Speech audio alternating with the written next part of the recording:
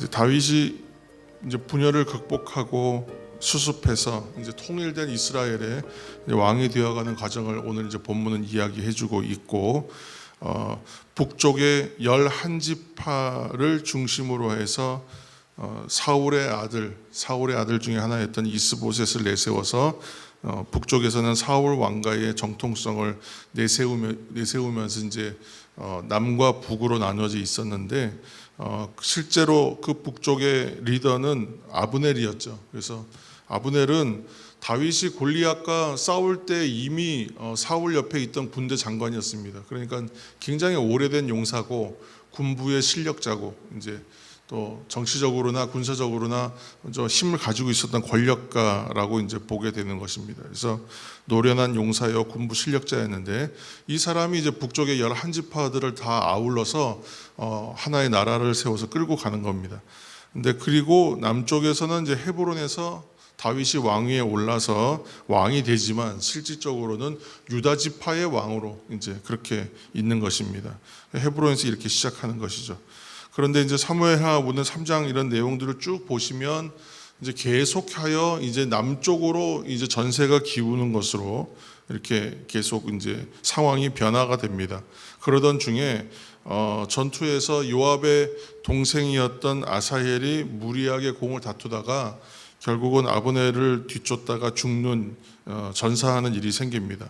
이것으로 인해서 이제 또 약간 불행의 씨앗이 하나 생기게 되죠. 그래서 아브넬은 요압의 아우인 것을 다 압니다. 서로 다 아는 관계이기 때문에 다 동족이고, 그렇게 해서 네가 이제 뒤쫓아오면 죽을 수 있다 그렇게 경고하는데 결국은 무리해서 뒤쫓다가 결국은 그가 죽습니다. 그래서 아사헬이 전사하고, 그 후에 아브넬과 이제 이스보셋은 또 사이가 벌어집니다. 그러니까 그 아브넬이 실질적 권력을 다 가지고 있죠. 그렇지만 이제 사울의 처벌이 이제 통관하는 일이 생기면서 이제 이스보셋과 이 문제로 인하여 이제 또 틈이 벌어지게 됩니다.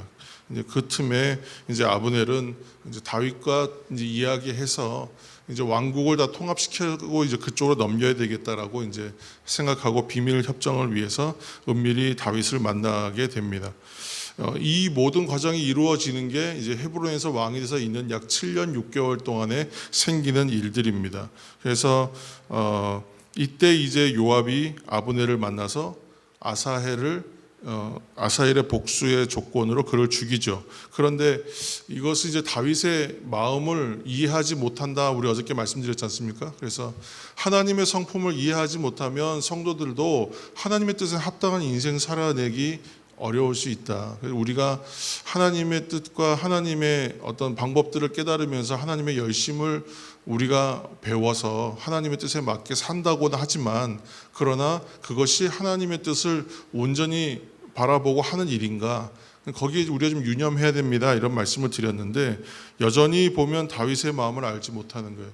근데 요압이 진짜 다윗의 마음을 몰랐을까? 그건 아닌 것 같아요. 그렇죠? 잘 보면 그가 이제 동생의 원수를 갚는 겁니다, 아브넬을 불러서. 그런데 사실 그 이면에 보면 이제 아브넬은 실력자잖아요.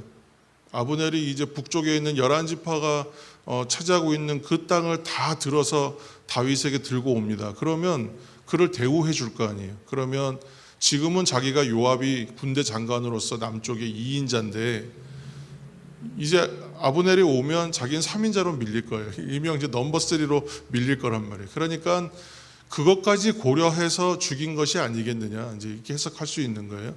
그러니까 이 안에 발생하는 일들은 결국은 뭐냐, 우리가 계속 얘기하는 거는 하나님의 진리와 하나님의 뜻을 우리가 모르면 안 된다, 잘 알아야 한다라는 말씀을 우리가 나누고 있지만, 그러나 하나님의 방법과 하나님의 뜻을 알면서도, 하나님께서 그렇게 원하신다는 것을 깨닫고 알면서도 나의 이익과 나의 유익을 위해서 내가 행하는 일들이 분명히 있다.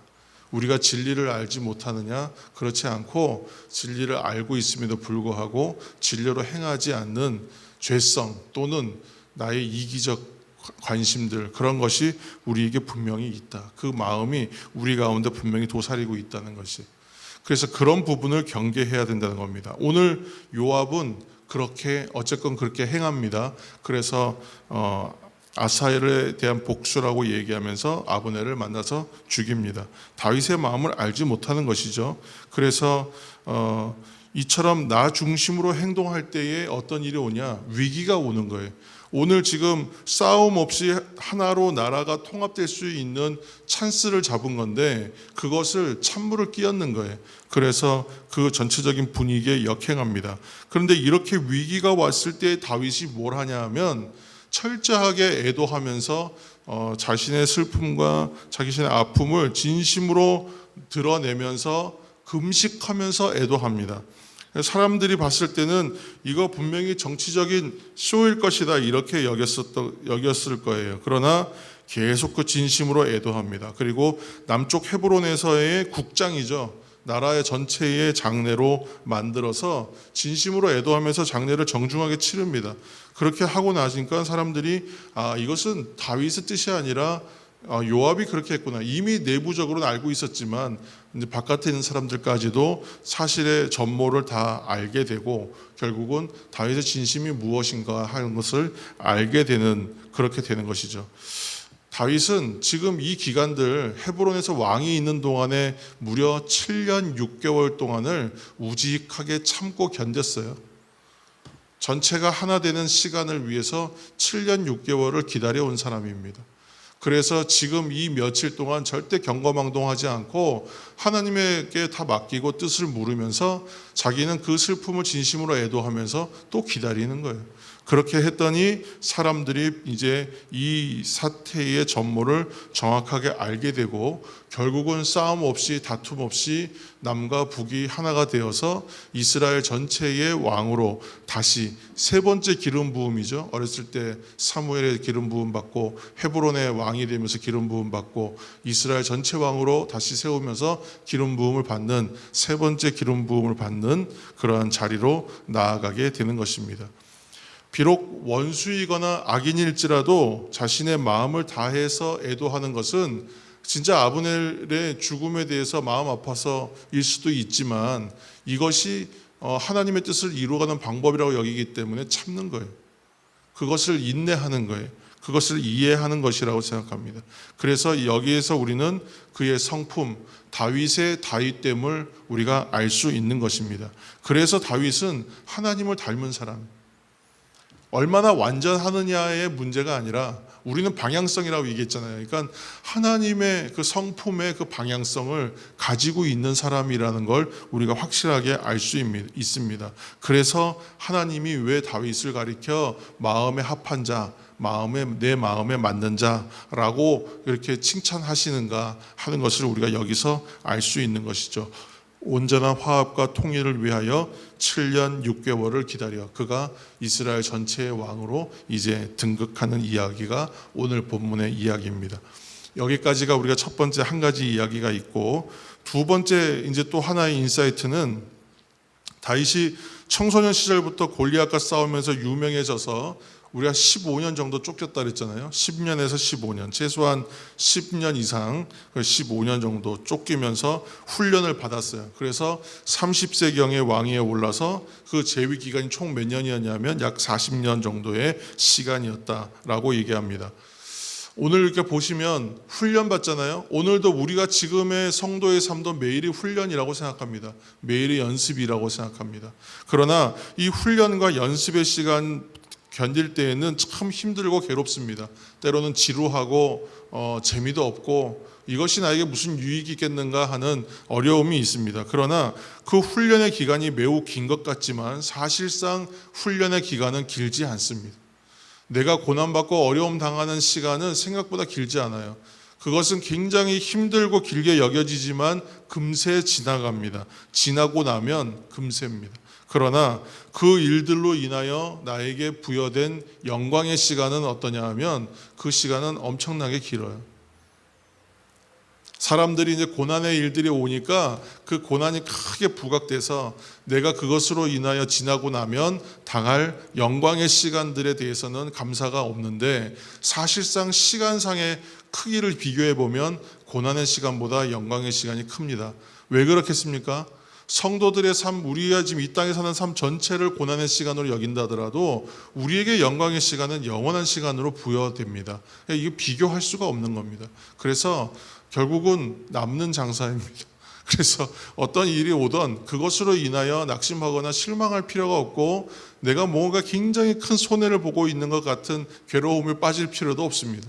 하나님께서 주시는 지금의 시간도 결국은 다윗의 언젠가의 이제 그 고백처럼 결국은 다 지나가는 일들이 되는 것이고, 결국은 하나님의 영광의 시간들이 우리에게 오며 그 시간들이 굉장히 길다. 그리고 하나님이 주시는 영원한 생명으로 인하여 누리는 시간은 영원토록 누리게 된다. 그래서 고난과 훈련은 잠깐이요 장차 나타날 영광과는 비교할 수 없다. 이것을 깨달으시면서 하나님의 마음과 하나님의 생각과 하나님의 성품을 닮아가 하나님이 뜻하시는 바를 따라가는 하나님의 성품을 이루는 우리들이 되는 것, 곧 예수 그리스도를 닮아가며 하나님의 성품을 이루는 사람이 되어야 할 것이요.